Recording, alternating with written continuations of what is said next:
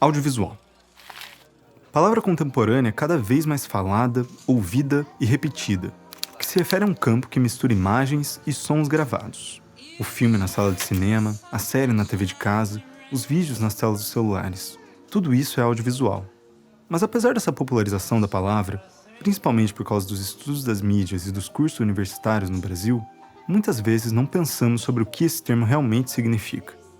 O audiovisual consiste em um discurso que combina imagens e sons, com uma duração específica, exibida em uma superfície. Ele engloba diversas produções, mídias e meios de comunicação, desde quando as imagens em movimento passaram a ser acompanhadas por sons. Primeiro veio o cinema, depois veio o audiovisual. Mas hoje, o audiovisual é muito mais coisas que só cinema. Mas para entendermos o significado mais amplo deste termo, é importante compreender sua história. Queremos dividir em 4 grandes momentos, a partir do artigo Uma Invenção e 3 Revoluções, uma breve história do audiovisual. A origem do termo está intrinsecamente ligada à história do cinema, que surgiu em 1895. Nos anos seguintes, o cinema e o rádio se tornaram mídias dominantes. E ainda que o rádio não tenha imagens, ele exerceu forte influência sobre a televisão, cuja linguagem, até hoje, continua muito apoiada no som. Foi na década de 1950 que se consolidou justamente ela, a televisão.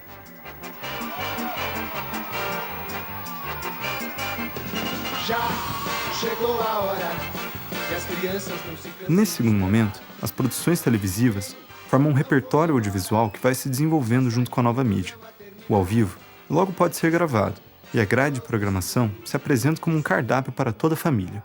Além de séries, novelas, programas infantis de auditório herdados do rádio, a TV passa a ser outra janela aos filmes de cinema, que saem de cartaz para a telinha de casa. Os filmes publicitários, que popularmente chamamos de comerciais, têm centralidade na televisão, pois além de trazerem experimentações técnicas e de linguagem, é a veiculação deles que patrocina a produção dos outros programas.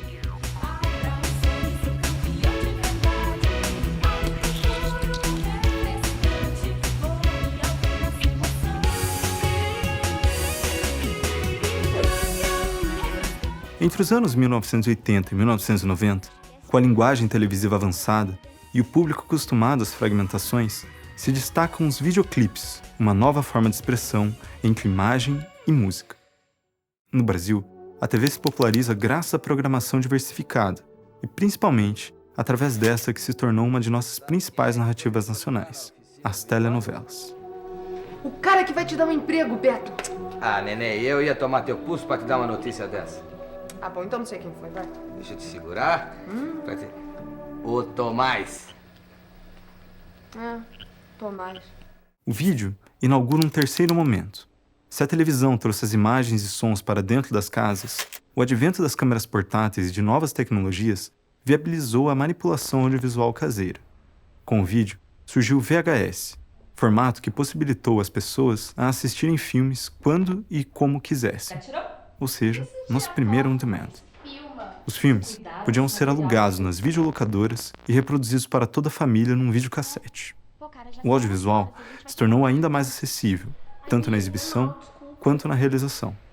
Pra que essa filmadora? Você tá me filmando? Meu tio me deu pra gravar nos trabalhos da faculdade.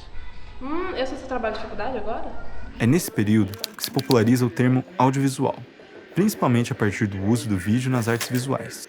Mais barato e acessível que a película, o filme fotográfico usado no cinema, no vídeo, as imagens e sons eram gravados em uma fita magnética, em câmeras cada vez mais portáteis.